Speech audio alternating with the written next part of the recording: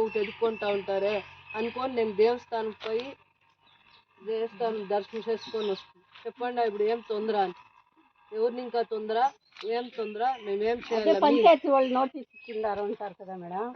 మేము 8 దినాలు ఇంకా ఇంట్లో ఉంటాము. 40-60 ఏళ్ళు ఇంకానే ఉండాము. 40 ఏళ్ళు అయిందా? 60 ఏళ్ళు అయిందా? అయింది. అన్ని దినాలు ఇంకా వచ్చి పంచాయతీ వాళ్ళు ఇప్పుడు మమ్మల్ని ఖాళీ చేయమంటే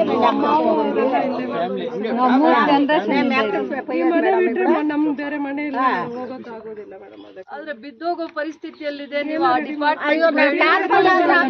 ಅಲ್ಲ ಮೇಡಮ್, ನಾವು ಖಾಲಿ ಮಾಡಿಲ್ಲಲ್ಲ. ಅಲ್ಲ ಮೇಡಮ್, ಟ್ಯಾರ್ಪಲ್ ಆದ್ರೂ ಹಾಕೊಂಡು ನಾವು ಕಾಲ ಆಗ್ತಾ ಇದ್ದೀವಲ್ಲ.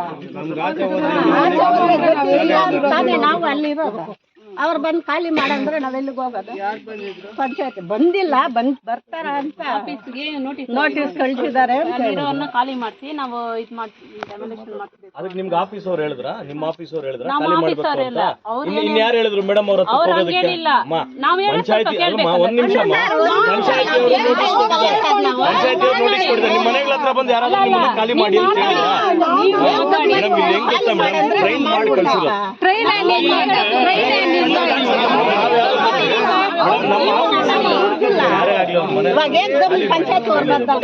ಫಾರ್ಮಾಲಿಟಿ ನೋಟಿಸ್ ಬಂದಿದೆ ನಿಮ್ಮ ಇಲಾಖೆಯಿಂದಾನೆ. ನಿಮ್ಮ ಮನೆಗಳಿಗೆ ಎಷ್ಟು ಸತಿ ನೋಟಿಸ್ ಬಂದಿದೆ? ವರ್ಷಕ್ಕೊಂದ್ಸತಿ ಆದ್ರೂ ಬಂದಿದೆಯಾ? ಅವಾಗ ಯಾಕೆ ನೀವು ಮೇಡಮ್ ಹತ್ರ ಹೋಗಿಲ್ಲ? ಅವಾಗ ಯಾಕೆ ನೀವು ಮೇಡಮ್ ಹತ್ರ ಹೋಗಿಲ್ಲ? ವರ್ಷ ಕೊಡ್ತಾರೆ. ದುಂಡು ಮಾತಾಡೋದು తెలుసు. ವಾಸಯೋಗ್ಯವಲ್ಲ, ಆದ್ದರಿಂದ ಖಾಲಿ ಮಾಡತಕ್ಕದ್ದು. ಏನನ್ನ ಮುಂದೆ ಬರುವ ತೊಂದರೆಗಳಾಗಿದ್ರೆ ನೀವೇ ಜವಾಬ್ದಾರಿ ಅಂತ ಹೇಳ್ಬಿಟ್ಟು ಡಿಪಾರ್ಟ್ಮೆಂಟ್ ಇಂದ ಲೆಟರ್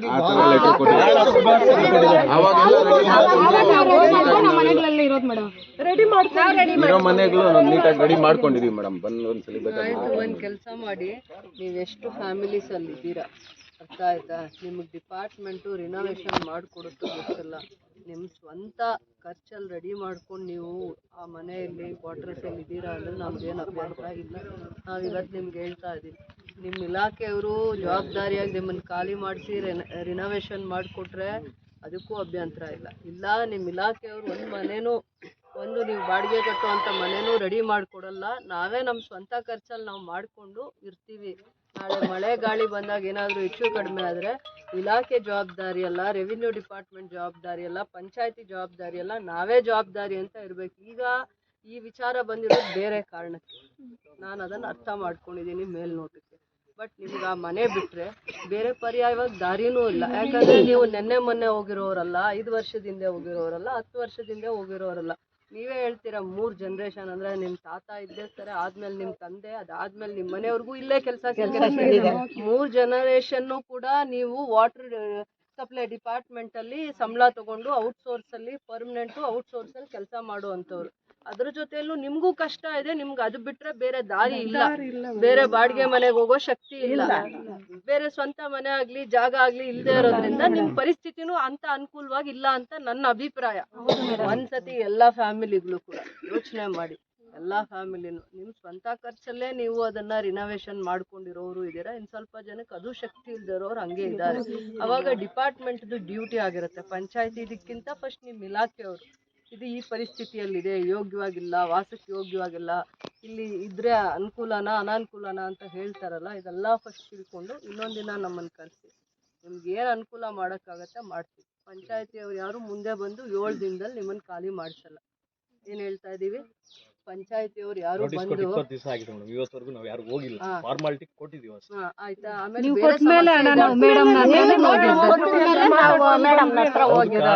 ನಮ್ಮಲ್ಲಿಂದ ನಮ್ಮ ಸ್ಟಾಫ್ ಆಗಲಿ, ನಮ್ಮ PDO ಆಗಲಿ, ನಮ್ಮ ಸೆಕ್ರೆಟರಿ ಆಗಲಿ ಯಾರಾದ್ರೂ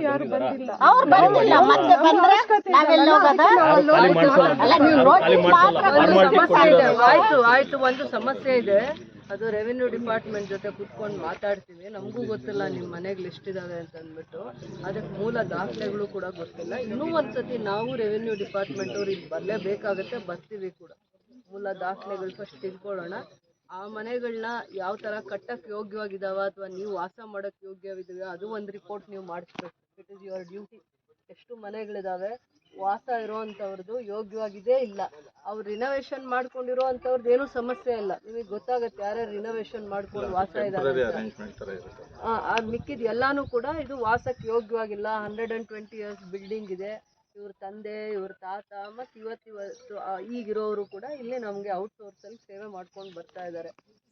15 ದಿನದ ಹಿಂದೆ ಇಲ್ಲಿ ವಾಟರ್ ಸಪ್ಲೈಯಲ್ಲಿ ಕಾಂಟ್ರಾಕ್ಟ್ ಬೇಸಿಸ್ ಮೇಲೆ ಕೆಲಸ ಮಾಡ್ತಾ ಇರೋವಂಥ ಅವ್ರ ಕುಟುಂಬದವರು, ಪರ್ಮನೆಂಟ್ ಇರ್ಬೋದು, ಕಾಂಟ್ರಾಕ್ಟ್ ಬೇಸಿಸ್ ಮೇಲೆ ಕೆಲಸ ಮಾಡ್ತಾ ಇರೋವಂಥ ಕುಟುಂಬಗಳು ನೋಟಿಸ್ ಕೊಟ್ಟಿದ್ದಾರೆ ಪಂಚಾಯತಿಯಿಂದ. 7 ದಿನದಲ್ಲಿ ನಾವು ಇಲ್ಲಿರೋವಂಥ ಖಾಲಿ ಮಾಡಬೇಕು.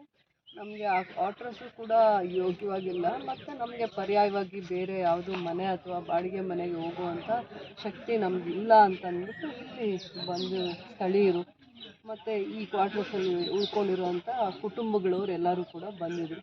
ಅದಕ್ಕೂ ಮುಂಚೆನೂ ಕೂಡ DC ಅವರು ಬಂದಂಥ ಸಂದರ್ಭದಲ್ಲಿ ಇಲ್ಲಿ ನಾಡು ಕಚೇರಿ ಕಟ್ಟಬೇಕಾಗತ್ತೆ. ರೆವಿನ್ಯೂ ಡಿಪಾರ್ಟ್ಮೆಂಟ್ದು ಜಾಗ ಇದ್ದು ಅದನ್ನು ಸರ್ವೆ ಮಾಡಿ ಅದಕ್ಕೆ ಸೂಕ್ತವಾಗಿರುವಂಥ ದಾಖಲೆಗಳು ಸರ್ವೆ ಮಾಡಿ ಕೊಡಿ, ಮತ್ತು ನಾಡು ಕಚೇರಿಗೆ ಮತ್ತು ಪಂಚಾಯತಿ ಆಫೀಸ್ಗೆ ಕಟ್ಟಕ್ಕೆ ಜಾಗ ಇಲ್ಲ ಅಂತ ಪದೇ ಲೆಟ್ರ್ ಕೊಡ್ತಾ ಇದ್ದಾರೆ ಅಂತಂದ್ಬಿಟ್ಟು DCಗೆ ಲೆಟ್ರ್ ಕೊಟ್ಟಿರ್ತಾರೆ. DC ಅವರು ನಮ್ಮ ತಹಸೀಲ್ದಾರ್ಗೆ, KGF ತಹಸೀಲ್ದಾರ್ಗೆ ಒಂದು ನೋಟಿಸ್ ಕೊಟ್ಟು ಇಷ್ಟು ದಿನದಲ್ಲಿ ಅದನ್ನು ಸರ್ವೇನೂ ಮಾಡಿ ನಾಡು ಕಚೇರಿಗೂ ಜಾಗ ಹುಡುಕಿ ಮತ್ತು ಪಂಚಾಯತಿ ಕಟ್ಟಡ ಕಟ್ಕೊಳ್ಳೋದಕ್ಕೂ ಸರ್ಕಾರದ್ದು ರೆವಿನ್ಯೂ ಡಿಪಾರ್ಟ್ಮೆಂಟ್ದು ಜಾಗ ಹುಡ್ಕೊಂಡು ಬನ್ನಿ ಅಂತ ಹೇಳ್ತಾರೆ. ಸೊ ಇಲಾಖೆಗಳ ಮಧ್ಯೆ ಸಮನ್ವಯತೆ ಕೊರತೆ ಇದ್ದಿದ್ದರಿಂದ ಮಾಹಿತಿ ಕೊಟ್ಟಿಲ್ಲ. ಅವ್ರು ಬರೋ ಅಷ್ಟರಲ್ಲಿ ಅವ್ರ ಕಡೆ ಏನು ದಾಖಲೆ ಇದೆ, ಅರ್ಬನ್ ವಾಟರ್ ಸಪ್ಲೈ ಅವ್ರ ಕಡೆ ಏನು ದಾಖಲೆ ಇದೆ ಅವರು ಕೂಡ ಮಾಹಿತಿ ಕೊಟ್ಟಿಲ್ಲ ರೆವಿನ್ಯೂ ಡಿಪಾರ್ಟ್ಮೆಂಟ್ಗೆ. ಮೂಲ ದಾಖಲೆಗಳ ಕೊರತೆನೂ ಇರೋದ್ರಿಂದನೂ ಕೂಡ ಇಲಾಖೆಗಳ ಜೊತೆ ಏನು ಕಾರಣದಿಂದ ಬಂದಿದ್ದಾರೆ ಅನ್ನುವಂಥ ವಿಚಾರದ ಬಗ್ಗೆ ಜವಾಬ್ದಾರಿಯಾಗಿ ಅಧಿಕಾರಿನೂ ಸರಿಯಾಗಿ ನಡ್ಕೊಳ್ತಾ ಇರೋದ್ರಿಂದ ಈ ಜಾಗದಲ್ಲಿ ಭಿನ್ನಾಭಿಪ್ರಾಯಗಳು ಬಂದಿರೋದು ನಿಜಾನೇ. ಅದಾದಮೇಲೆ ನಾವು ರೆವಿನ್ಯೂ ಡಿಪಾರ್ಟ್ಮೆಂಟ್ ಅವರು ಮತ್ತು ವಾಟರ್ ಸಪ್ಲೈ ಅವ್ರನ್ನ ಒಂದು ಮೀಟಿಂಗ್ ಕರಿತೀವಿ. ಮೀಟಿಂಗ್ ಕರೆದಾಗ ಜಾಗ ರೆವಿನ್ಯೂ ಡಿಪಾರ್ಟ್ಮೆಂಟ್ದೇ ಇರುತ್ತೆ. ಆಗ ಬಿಫೋರ್ ಇಂಡಿಪೆಂಡೆನ್ಸ್ ಡೇ ಎಲ್ಲ ಮಾಹಿತಿ ಕೊಡ್ತಾ ಇರೋದ್ರಿಂದ ಅವರು ಕೂಡ ಮಹಾರಾಜರ ಕಾಲದಲ್ಲಿ ಇಲ್ಲೊಂದು ಗಾರ್ಡನ್ ಇತ್ತು ಅಂತ ಹೇಳ್ತಾ ಇದ್ದಾರೆ.